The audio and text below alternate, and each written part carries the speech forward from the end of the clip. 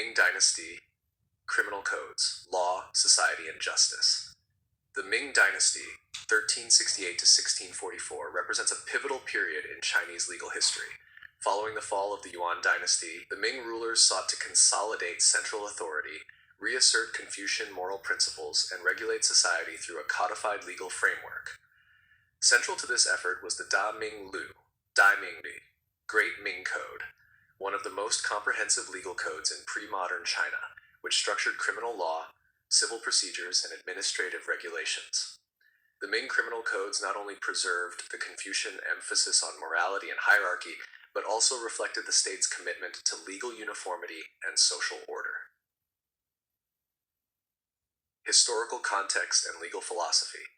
The Ming dynasty emerged after the overthrow of the Mongol-led Yuan dynasty. Zhu Yuanzhang, the Hongwu emperor, was particularly focused on restoring traditional Han Chinese institutions and Confucian orthodoxy. The Ming legal system was deeply influenced by earlier dynastic codes, particularly the Tang Code, Tanglu, and Song legal practices, but it expanded and refined them to address the complexities of a more centralized bureaucratic empire. The underlying philosophy of the Ming criminal codes combined Confucian moral ideals with legalist administrative rigor. Law was seen as both a deterrent against wrongdoing and a tool for moral education. Crimes were often classified not only by the act itself, but also by the social status of the offender and victim, reflecting Confucian hierarchies. The codes emphasized filial piety, loyalty to the state, and protection of family and property, thereby aligning legal sanctions with social ethics. Structure of the Ming criminal codes. The Da Ming Lu was divided into several parts: general principles, Lu Li, specific offenses, and supplementary statutes. Criminal law was a major component, meticulously categorizing offenses, prescribing punishments, and detailing procedural rules. 1. General principles, Lu Li. The general principles section defined legal philosophy, procedural norms, and the role of officials.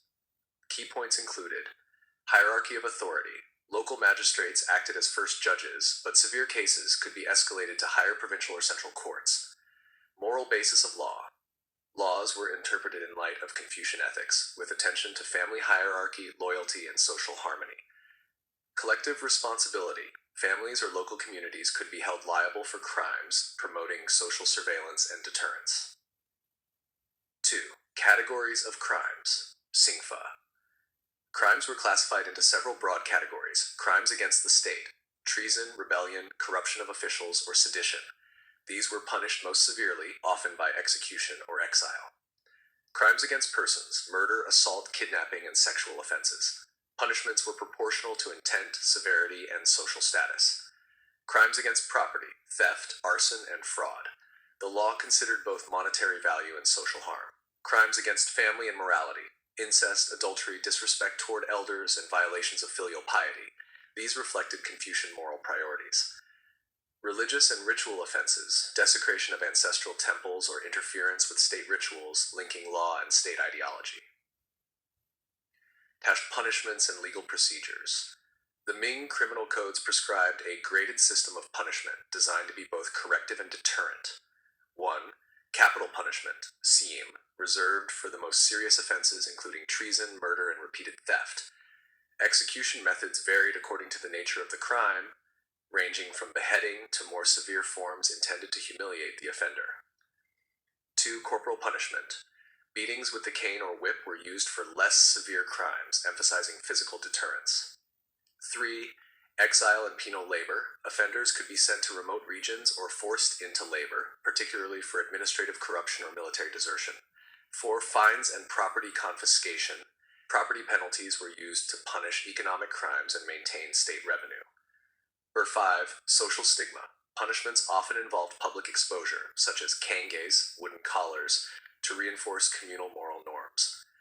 Legal procedures under the Ming Code were highly formalized. Investigations were led by local magistrates who were expected to collect evidence, interrogate suspects, and consult Confucian texts to ensure ethical judgments. Torture was legally permissible but strictly regulated, typically reserved for extracting confessions in capital cases. Officials at higher levels reviewed the most serious cases, ensuring uniformity and central oversight. Administration and judicial hierarchy. The Ming legal system was tightly integrated with the bureaucratic apparatus. Local magistrates, xian, were the frontline judicial officers responsible for handling most criminal cases. They combined investigative, judicial, and administrative roles, often using written records to maintain accountability. Provincial courts reviewed serious or complex cases, particularly involving officials or high-value crimes. The Ministry of Justice, Xingbu, oversaw legal interpretation and execution of capital sentences, acting as the final authority in major criminal matters. Imperial oversight. The emperor could directly intervene in cases of political or moral significance, reinforcing the idea of a morally guided sovereign law. Influence of Confucianism on criminal law. Confucianism profoundly shaped the Ming criminal codes, particularly regarding moral offenses and family-related crimes. The codes emphasized filial piety. Punishments were severe for crimes undermining family authority, such as patricide or disobedience to parents. Social hierarchy. Officials and elites were judged both by the crime and their status, with the law seeking to preserve social order. Moral education. Legal punishments often served as public lessons in virtue, reinforcing norms of loyalty, honesty, and propriety. This integration of morality with law distinguished Ming criminal law from purely legalist approaches of earlier dynasties, although the codes still retained harsh penalties for deterrence. Case examples and applications. Historical records show the application of Ming criminal law in various contexts. Treason cases. A minor official plotting against the emperor could face execution, with family members sometimes punished under collective responsibility rules. Murder and assault. Punishments were scaled according to intent and circumstances. Accidental killings were treated less harshly, while premeditated murder incurred severe penalties. Property crimes. Theft from government stores was considered more serious than private theft, reflecting the primacy of state interests. Adultery and incest, public shaming and corporal punishment reinforced social morality, often targeting both parties involved. These cases demonstrate the Ming legal system's dual goals: maintaining social hierarchy and deterring moral and political deviance. Legacy and influence. The Ming criminal codes had a lasting impact on Chinese legal history. The Da Ming Lu became the foundation for the Qing Dynasty legal code, influencing governance and judicial practice for centuries. Key aspects of this legacy include codification of law.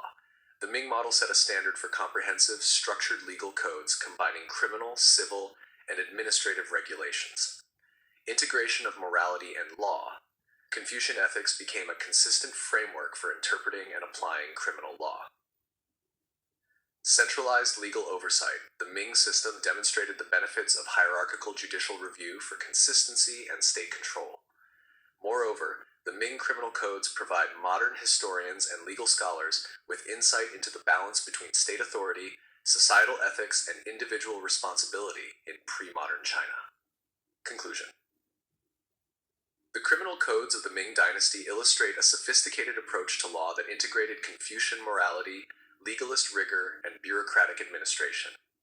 Through the Da Ming Lu, the Ming state sought to regulate social conduct, preserve hierarchical order, and maintain imperial authority. Punishments were calibrated according to severity, moral context, and social status, while procedural norms ensured accountability and central oversight. The Ming legal legacy not only shaped subsequent Chinese law, but also offers a remarkable example of how law can embody both ethical principles and practical governance. By studying these codes, historians gain valuable insight into the social, political, and moral fabric of one of China's most influential dynasties. Sources 1. Brooke T. 1998, The Confusions of Pleasure, Commerce and Culture in Ming China, University of California Press. 2. Holsway, A., F.P. and Low, M., 1979. China and Central Asia, The Early Stage, 125 BC, AD 23. E.J. Brill. 3. Ebri, P.B., 2009. The Cambridge Illustrated History of China, 2nd ed., Cambridge University Press. 4. Chu, T., 1960. Law and Society in Traditional China, Harvard University Press.